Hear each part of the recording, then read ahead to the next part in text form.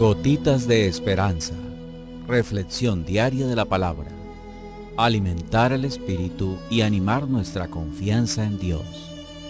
Por Monseñor Marco Antonio Merchán Ladino, obispo de la diócesis de Neiva. Muy buenos días para todos. En este 7 de agosto oramos por nuestra nación colombiana tan necesitada de paz, de diálogo, de reconciliación. El trozo del Evangelio de hoy es una continuación del relato de la multiplicación de los panes y de los peces. El milagro dejó en los apóstoles un sentimiento muy positivo, casi mágico, que les hubiese gustado prolongar en el tiempo. Por eso el Señor tendrá que obligarlos a ir a la otra orilla. No era un momento para disfrutar el éxito, sino que el pan, igual que para el profeta Elías, era la fuerza para seguir caminando durante 40 días hasta el monte de Dios. Para nosotros también, la Eucaristía es alimento para continuar la misión. No puede ser ocasión para sentarnos o para alejarnos de ella, aun cuando nos gustaría. El mismo Señor lo confirma al despedir Él a la gente. El pan es fuerza para que todos continuemos el camino. Y Él después de esto vuelve a la oración. Desde lo alto acompaña a sus discípulos en la travesía del mundo y a la gente en sus labores y en su misión cotidiana. Para los discípulos vuelve la noche. La barca está lejos de la costa, tanto de salida como de llegada, y el viento y el agua la sacuden. El agua y el viento contrarios son signo de la muerte que siempre busca todas las formas para detener, hundir, ahogar y extinguir la misión. Pero también es el crisol que purifica y hace salir lo mejor de nuestra fe. Dice el relato que sucedió que a la madrugada, momento en el que la oscuridad es más profunda, y al tiempo, momento que antecede a la aurora del nuevo día, será la hora de la resurrección, la hora de la salvación, la hora en la que el Señor caminó sobre el abismo tempestuoso de la muerte vencida y caminó sobre ella porque la muerte ya no tenía poder sobre él.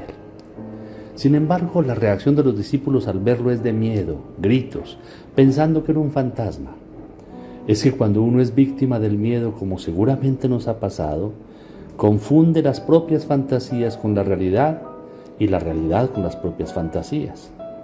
Ellos ven a Jesús como un muerto y no se dan cuenta que es el vencedor de la muerte, que vive y reina por los siglos.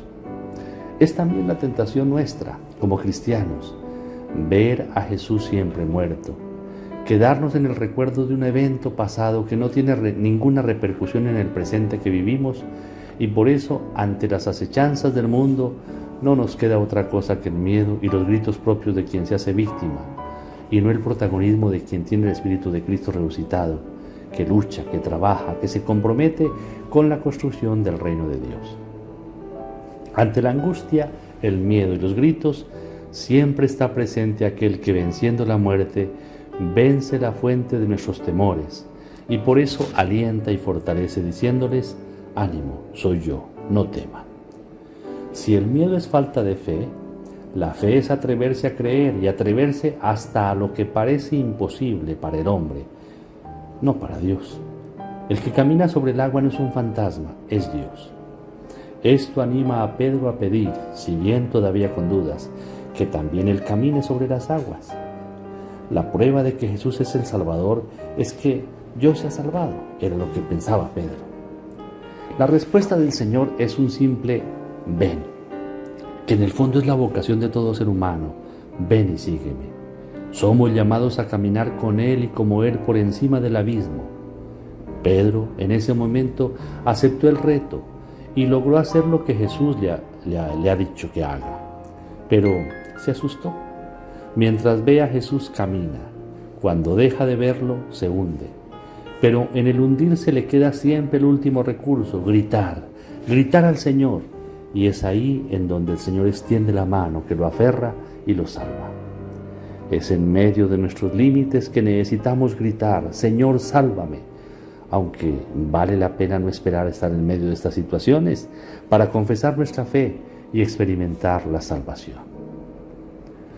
Hombre de poca fe, será la palabra que el Señor dirige a Pedro y a nosotros, que no podemos negar que la fe existe en nosotros, pero es poca, insuficiente diríamos, como para poder superar las pruebas duras, de manera que no podemos nunca perder la mirada del único que nos puede salvar, nunca ser sordos a su llamada que nos dice ven, y disponer siempre nuestros pasos para arriesgarnos a seguirlo caminando con Él y como Él por todos los caminos del mundo, afrontando con Él todas las pruebas y tribulaciones que se nos puedan presentar, con la certeza de que al subir a su barca llega la calma, cuando lo adoramos y reconocemos que verdaderamente Él es el Hijo de Dios.